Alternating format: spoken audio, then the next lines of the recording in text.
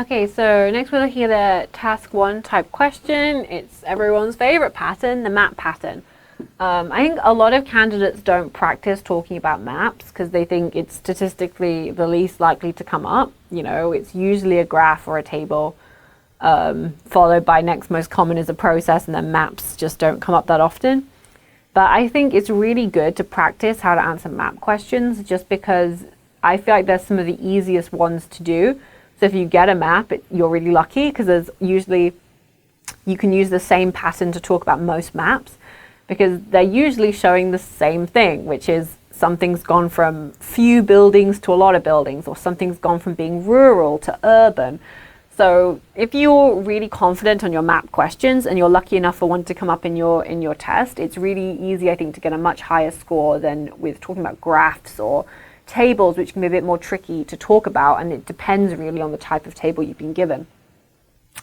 So let's look at this one. It's usually always the same. The 2 maps below show an island before and after the construction of some tourist facilities.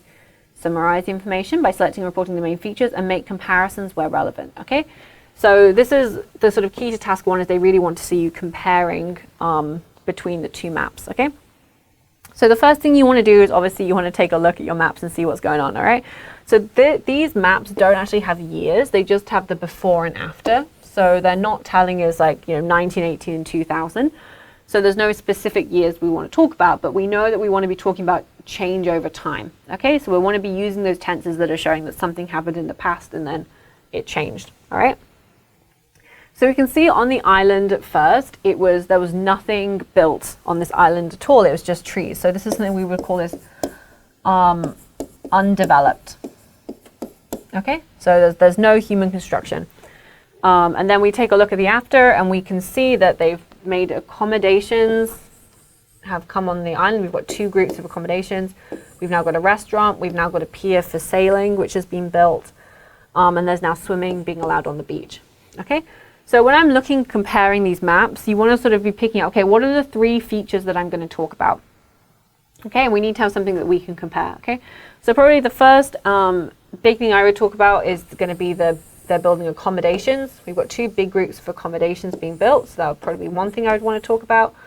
The second thing I would want to talk about is probably the construction of the pier, because you can link that to activities. We've got boats here. So I want to say something like, you know, we've got accommodation for tourists, and then secondly also activities for the tourists as well. And then the thing you want to say stays the same is this still undeveloped side of the island. Okay, so because they haven't given us direction, don't forget that because it's a map, we want to be using north, south, east, and west when we're talking about it. So we want to talk about this undeveloped eastern part of the island. Okay, so that's just my opinion if I was going to discuss these 2 things, because I think that's sort of 3 distinct points: tourist accommodation, tourist activities, and then we still have the undeveloped eastern part of the island stayed the same. Okay, so I would probably divide it up into, I would have my overview, and then I would have my body 1, which would be talking about tourism. I would talk about the accommodation, and then I would talk about the activities like sailing, scuba diving, or whatever. And then in my second body, I would talk about the thing that stayed the same, which would be the eastern part of the island. And then I would give like a quick summary sentence. Okay, so the key section for your overview for maps is, a lot of candidates think the overview in a task 1 is just literally listing the points that you're going to explain in more detail later. So overall, we can see there was accommodation built on the island, as well as a pier with leisure activities for tourists, while the eastern part of the island remained undeveloped. Okay, it's not really an overview, it's just, that's a list. Okay, so what they're really looking for you to say in a really good overview is to give a general idea of what is the main changes and the main features. Okay, so for an overview in this activity, you want to be using things like undeveloped, rural, urban, busy, you know, tourist attraction kind of thing. So if I was giving an overview for this map, I would want to say something like, the 2 maps show the development of an island from an uninhabited, from an uninhabited empty island to a bustling tourist destination with lots of new developments for the enjoyment of tourists. Okay, so you're kind of giving a summary of the change, which is that it went from an undeveloped empty island to a sort of busy, lively tourist destination. And then you're then supporting that with your two detailed points here, okay? So if I was just looking at that, that would be what I would decide to do if I was answering this question. And this is one of the reasons why I always advise candidates, especially with task 1, take 2 minutes before you start writing, make a plan, pick out the features specifically you're going to talk about, because it's more efficient way to use your time than to write body 1, pause, and then look to see what you're going to talk about for body 2. I know that you've only got 20 minutes to write a task 1 answer, so you're panicking and you're trying to write really fast. Really, when you look at the map or the graph or whatever it is, just like I did, take 3 minutes to look through, think what features you're going to talk about, divide them up into your plan, highlight exactly what figures you're going to talk about, then start writing. It's so much faster to write with a plan that it helps you so much to have a plan before you start writing. Okay, so I always advise my candidates to do it, to prepare for task 1 like this. All right, so let's take a look and see what this candidate has done. The two maps represent past and later island states respectively on the basis of constructing some buildings such as a bunch of accommodations, restaurant, reception, and pier. Okay, so I like the start. The two maps represent, and then we want the past and later island states respectively. This is kind of an unclear, vague phrasing. On the basis of constructing some buildings such as a bunch of accommodations, a restaurant, a restaurant, a reception, and pier. Bunch of, this is too informal for your IELTS essay.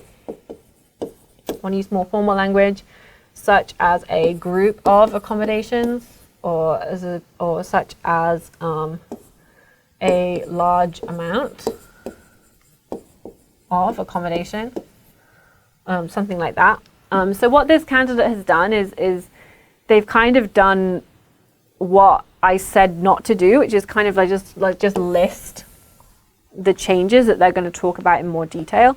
So what they're really missing in this is a sort of general feeling of the change. So as the two maps represent, the undeveloped past and later tourism status of an island, something like that.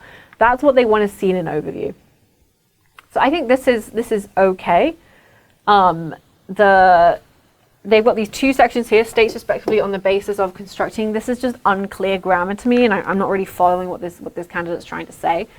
So the two maps represent the past and later island states respectively on the basis of constructing. It's too, you're putting too many things in between your main idea and where you are in the sentence. That's it's confusing for me to read. On the basis of what? On the basis of constructing some buildings. That's not really what on the basis means. On the basis of means the reason for something.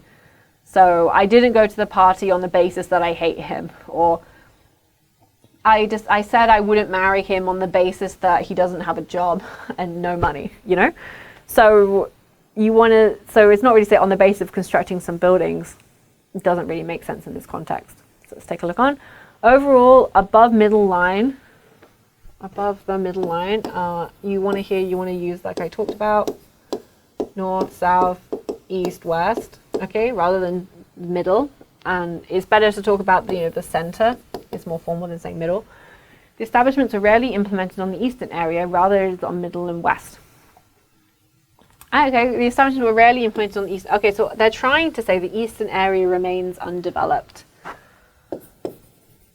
The eastern area remains relatively undeveloped compared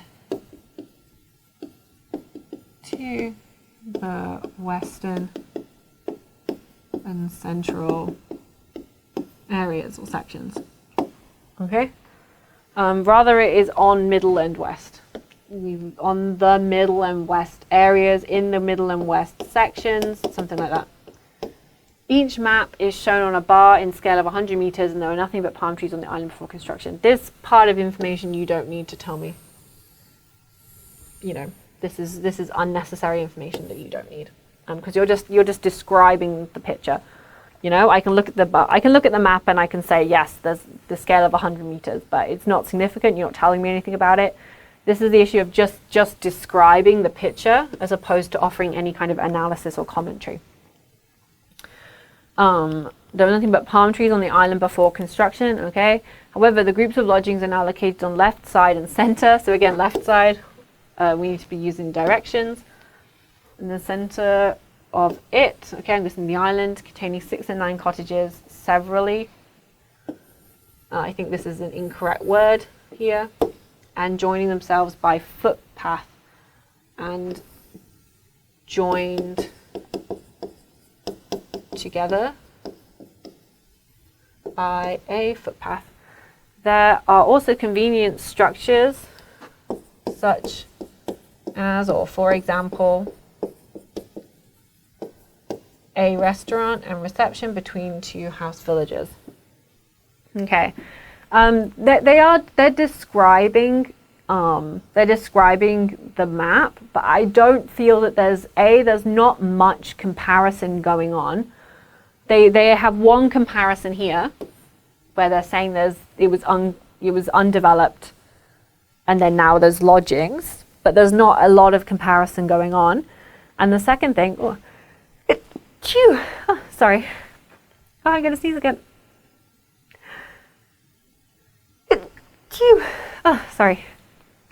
So there's one main comparison that they're making, and then I feel like what they're doing a lot is kind of describing in a slightly awkward way. I think what's giving me pause for thought is that the slightly awkward phrasing, which is constantly using this like the middle and west or left side, doesn't sound very specific or analytical. This unnecessary information, this kind of confusing sentence here, I think is making this answer sound weaker, and so it's giving me an impression that the candidate's English is weaker than it is.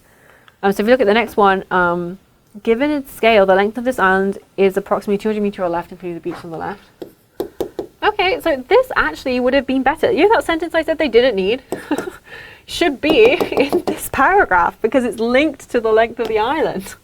Okay, so in the previous paragraph, I'm like, what are you talking about? You're just telling me the scale and then talking about accommodations. But here, look, they're talking about the length of the island. So they should have included that sentence in this paragraph.